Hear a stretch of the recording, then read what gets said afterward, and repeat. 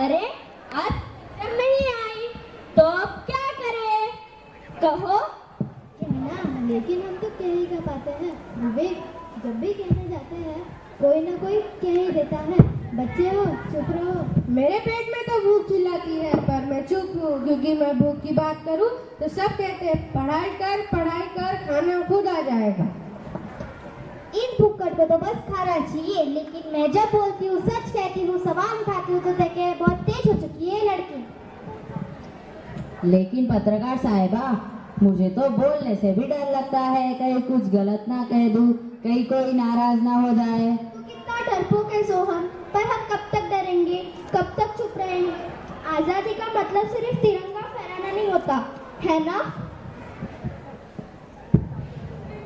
अरे यार, तुम सब इतनी गंभीर बातें क्यों कर रहे हो यार? आजादी है, मोबाइल निकालो, ऐसे इंस्टाग्राम चलाओ, ऐसे चलो एक फोटो लेते हैं। Hashtag happy independence day, hashtag 15 अगस्त, हैशटैग इनकलाब जिंदाबाद। और ये पोस्ट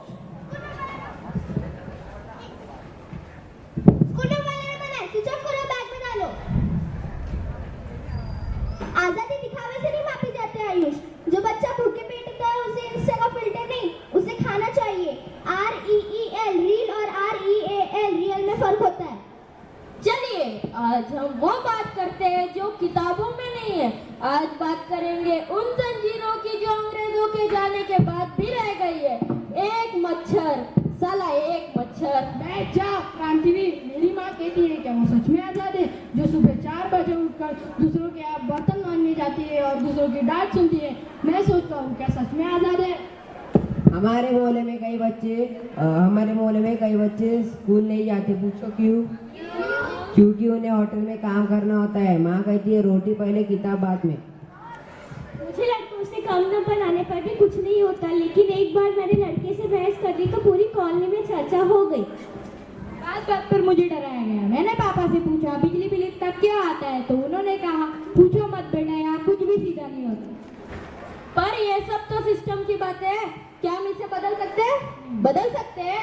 अगर हम पूछना शुरू किए तो शायद जवाब भी आएंगे, पर हमें पहले बोलने की आजादी चाहिए। आजादी का मतलब क्या है? आजादी का मतलब पता है? अरे तुम सब खड़े क्यों? बढ़िया, मुझे पता आजादी का मतलब। आजादी का मतलब है डिवाइन। हम लेके रहेंगे, तुम कुछ भी कर लो।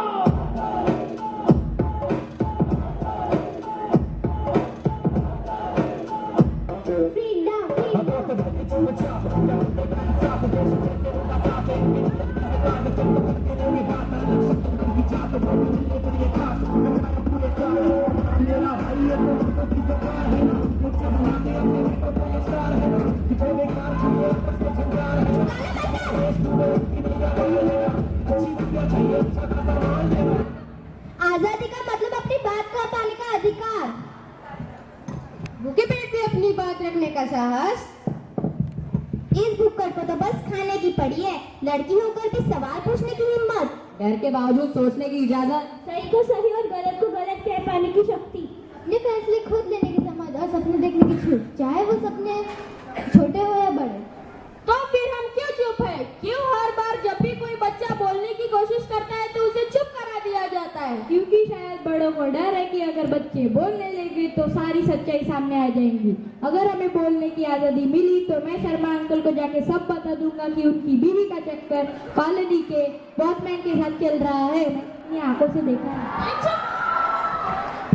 अरे वो नहीं, हमें तो भूख सहने की आदत बन चुकी है क्योंकि डर को सम्मान समझ लिया गया है। आज चुप्पी को संस्कार कहा जाता है क्योंकि सच बोलने से रिश्ते बिगड़ जाते हैं। और शायद इसलिए कि बदलाव से सबको डर लगता है, पर अगर हम अभी नहीं बोलेंगे तो कब बोलेंगे? 26 जनवरी को। 26 जनवरी को नहीं, आज बोलेंगे, यहीं से बोलेंगे, क्लासरूम से, अनुभव से, हकीकत से। चलिए एक एक करके अपनी जंजीरें उतारे, जो दिल में आज कह डाले। मैं रघु, मैं रोज स्कूल आता हूँ, कभी कभी बिना नाश्ते के, कभी कभी खाली पे। उस दिन गणित की संख्या मुझे ऐसे करती है? लोग उन्हें बाई कहते हैं, मैं उन्हें माँ कहती हूँ, पर क्या वो भी किसी बाकी की तरह आजाद है? मैं सोहम हूँ, मैं हर रात टीवी पर खबरें देखता हूँ और हर सुबह डरता हूँ कि कहीं स्कूल में कुछ गलत ना हो जाए। डर लगता है लेकिन किसी से कह भी तो नहीं पाता। मैं जोया हूँ, मुझे हमेशा ये समझाया गया है लड़की हो तो नरम बोलो, कम हंसो जल्दी खराब, पर मैं भी हंसना चाहती हूँ जोर से। मैं नेहा हूँ, मैं भ्रष्टाचार को हर दिन देखती हूँ। अस्पताल में जहाँ इलाज नहीं होता, मेडिकल में ज्यादा दवाइयाँ नहीं होती। मैं आयुष हूँ, मेरे पास सब कुछ है, नए गाड़ी, नए जूते, मोबाइल, पर जब मैंने रघु की पेड़ देखी तो भूख का मतलब समझ में आया। मैं विवेक हूँ, मैं कविता लिखता हूँ, मैं आजादी पर लिखना चाहा तो पापा बोले ये राजनीति है, बच्चों को इससे दूर रहना चाहिए। हम सबका नाम अलग है पर सवाल एक ही है, क्या हम सच में आजाद है? सच में आजाद है। जिस दिन कोई बच्चा भूखा न रहा उस दिन कहूँगा हाँ मैं आजाद हूँ। जिस दिन मेरी माँ को सम्मान मिलेगा, मजदूरी नहीं, उस दिन कहूँगी हाँ आजाद हूँ। जिस दिन डर के बिना सवाल कर पाऊंगा उस दिन कहूंगा मैं आजाद हूँ। जिस दिन निडर पत्रकार बनकर बिना डरे निष्पक्ष होकर 30 सवाल करूंगी, उस दिन कहूंगी आजाद हूँ। जिस दिन अस्पतालों में योग्य इलाज होगा उस दिन कहूँगा आजाद हूँ। जिस दिन मैं खुद के भी नहीं रघु की भी भूख समझ सकूँ उस दिन कहूँगा मैं इंसान हूँ और आजाद भी। जिस दिन कविता और साहित्य में बंदिश नहीं होगी उस दिन लिखूंगा ये देश सच में आजाद है। वो दिन कब आएगा? वो दिन कब आएगा?